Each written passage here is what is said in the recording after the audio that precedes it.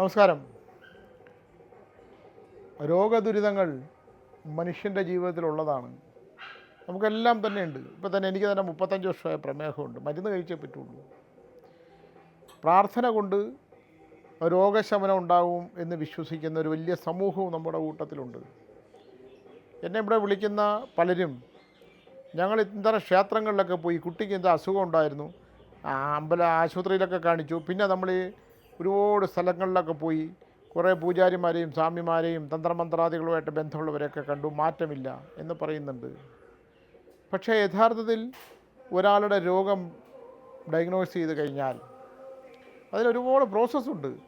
അതെല്ലാം ചെയ്ത് ഇന്നതാണ് എന്ന് കണ്ടെത്തി കഴിഞ്ഞാൽ അതിന് ശാസ്ത്രം നൽകുന്ന, ശാസ്ത്രത്തിൻ്റെ വളർച്ച അനുസരിച്ച് നൽകുന്ന ഒരുപാട് മരുന്നുകളുണ്ട്, ഔഷധങ്ങളുണ്ട്.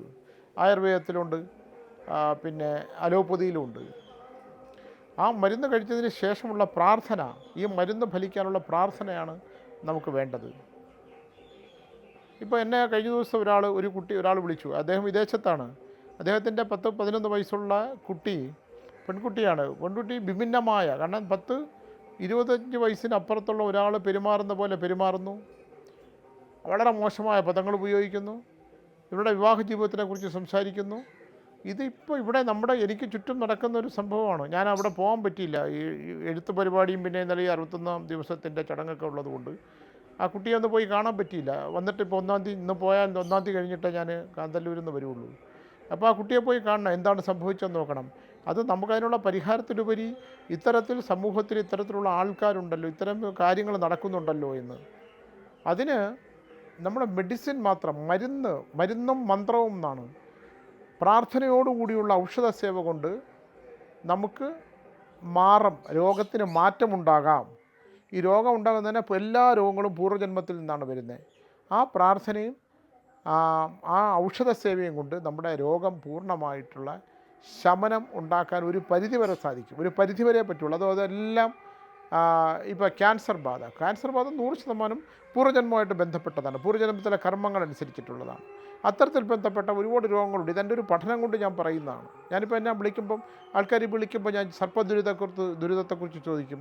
കാവുകൾ നശിപ്പിച്ചിട്ടുണ്ടോ എന്നുള്ളതിനെ ചോദിക്കും. കാവിനകത്ത് കൊണ്ടുപോയി വീട് വെച്ചിട്ടുണ്ടോ എന്ന് ചോദിക്കും. അപ്പോൾ അതിനെല്ലാം ആവാഹിച്ച് അവിടെ അമ്പലത്തിൽ കൊണ്ട് കൊടുത്തു. അങ്ങനെ അമ്പലത്തിൽ കൊണ്ട് ആവാഹിച്ചു കൊടുത്താൽ മാറുന്ന സംഭവമേ അല്ല ഇതൊന്നും. കാവിൻ്റെ പ്രദേശത്തും കയറി വീട് വെച്ചാൽ, കാവ് വെട്ടിത്തെളിച്ച് വീട് വെച്ചാൽ ഇതെല്ലാം ഭീകരമായ ദുരന്തങ്ങളും ഉണ്ടാവും. കാരണം അത് ഈ പ്രാർത്ഥനയുടെ കാര്യം പറഞ്ഞ പോലെ അതിനൊക്കെ ഒരു ശക്തിയുണ്ട്. ചുമ്മാതല്ല പൂർവ്വർ ഇതൊക്കെ ഉണ്ടാക്കി വെച്ചേക്കുന്നത്, സ്ഥാപിച്ചേക്കുന്നത്, ക്ഷേത്രങ്ങൾ പണിതേക്കുന്നത്, വിശ്വാസത്തിനായിട്ടുള്ള സങ്കല്പങ്ങൾ അനുസരിച്ചുള്ള സാധനങ്ങൾ ചെയ്തേക്കണം. പ്രത്യേകിച്ച് സർപ്പം. ഈ അടുത്ത കാലത്ത് ഒരു പണ്ഡിതന് സർപ്പങ്ങൾക്കെതിരെ സംസാരിക്കുന്നുണ്ട്, ജ്യോതിഷ പണ്ഡിതൻ. എനിക്കൊക്കെ ഇതിനൊക്കെ ഒരുപാട് അഭിപ്രായ വ്യത്യാസമുണ്ട്. അപ്പോൾ അതുകൊണ്ട് അത് മറ്റൊരു വിഷയമായതുകൊണ്ട് തന്നെ ഞാനിതിവിടെ നിർത്തുവാണ്.